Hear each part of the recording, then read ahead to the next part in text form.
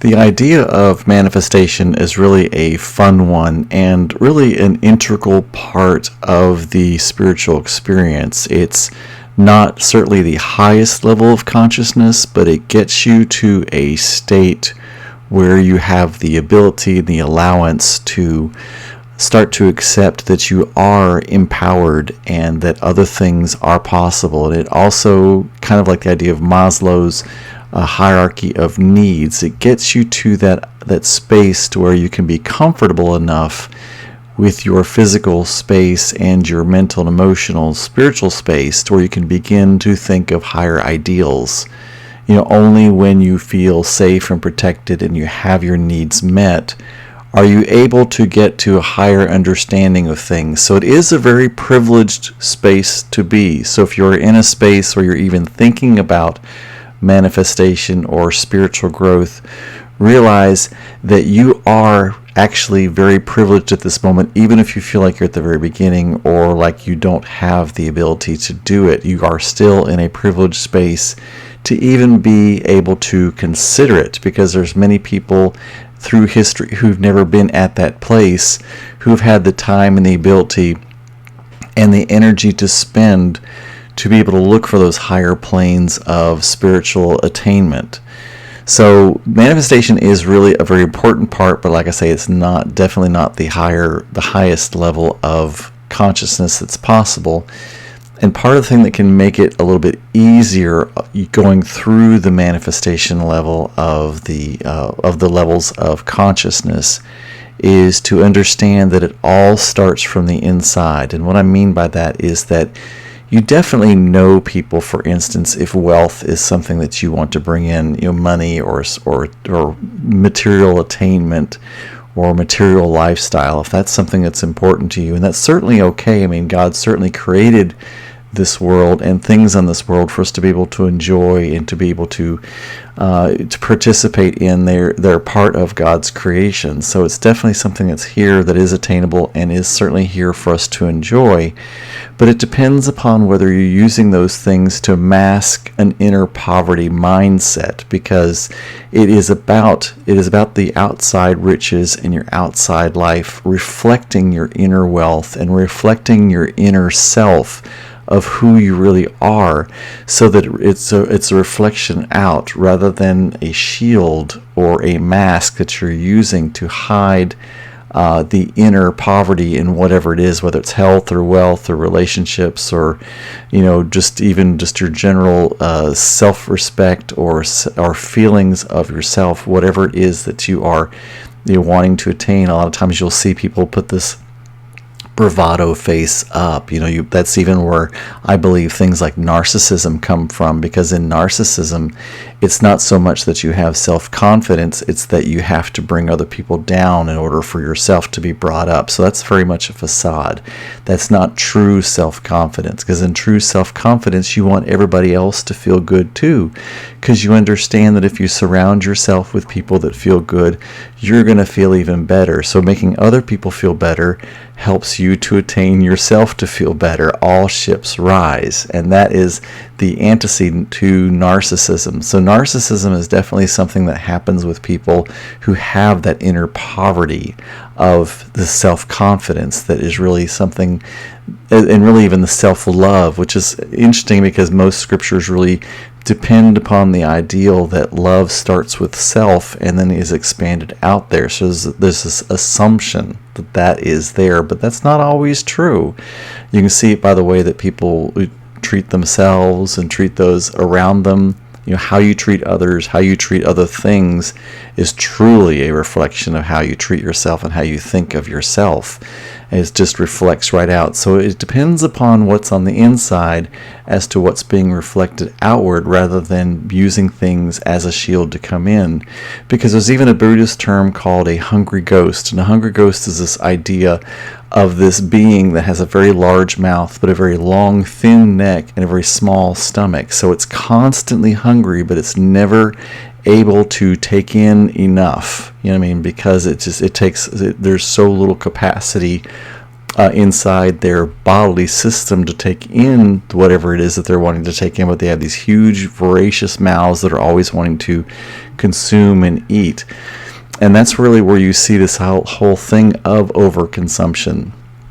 There's certainly nothing wrong with having a huge, beautiful, big home. There's certainly nothing wrong with maybe having two or so, but when you see people that have multiple big rooms and they're big houses, and they have so many big houses that they don't even ever visit them, or they've never even been to all the rooms in their houses, or have so many cars they're never able to drive them all. That is where you get to the physical excess, the consumption excess, where you're really putting not only yourself, but even the world itself at danger, because there's no way that level is sustainable for the entire world. If everybody in the entire world had that, then we would crash under this whole guise of having so much stuff.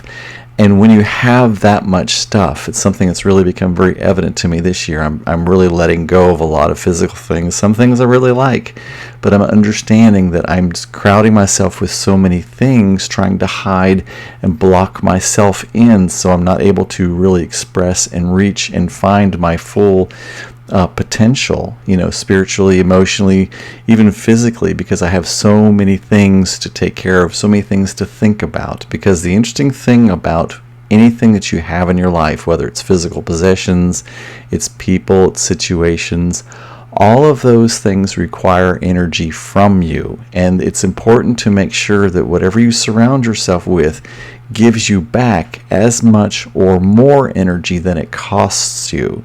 Because if it doesn't, then that's how you get into fatigue. That's how you get into overwhelmment. That's how you get into just not enough time in the day, and where you feel like you are being taken advantage of, is because the things that you're surrounding yourself with, the people, the things, the situations, the requirements, whatever it might be, even the opportunities, you have so many around you and they are leeching off of you and bleeding you dry of your energy system, so that you just don't have enough left to give anymore. So it's really important to start with your inner wealth, to start with who you are on the inside. Work on that, and don't use this facade of what you have on the outside to create this image of wealth or health or anything of that. Because what we're always doing when we do that, when we have a facade, we use these things that we probably wouldn't even want in the first place. We use these things not because we necessarily love them, but because we believe that it's going to impress other people. It's going to make others think that we are this person rather than just being this person. When you show up by yourself in a room, nobody knows what car you drive or what house you live in or anything. That they just see you. They see you, and they see your presence and who you are being. And that's where true wealth, that's where true, your true essence comes out and is seen and felt and mingled in with other people's energy. And that's what people really appreciate. People appreciate your essence and how you show up, and not necessarily what you show up with. They want to see what you are.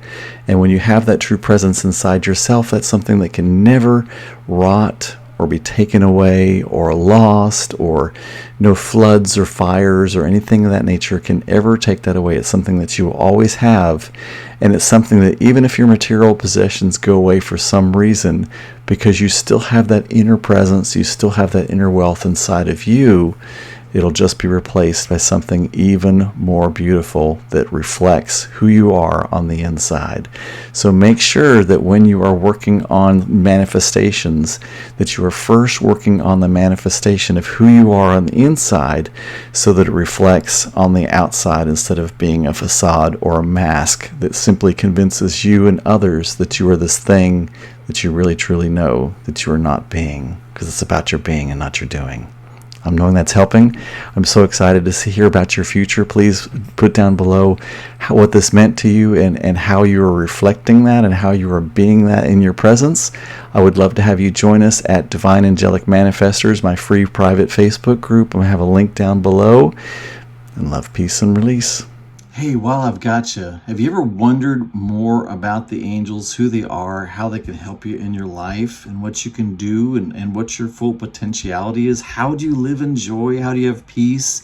How do you have health and abundance and good relationships? And just how can you traverse the angelic realm and finally let go of the pain and suffering that you are going through right now in whatever is in your life? You ever wondered? I would love for you to join my free private Facebook group, Divine Angelic Manifestors. You'll see the link at the end of this video, or down below rather, but it's go to facebook.com/groups/Divine Angelic Manifestors. It's free, it's private. I would love to see you there. Love, peace, release.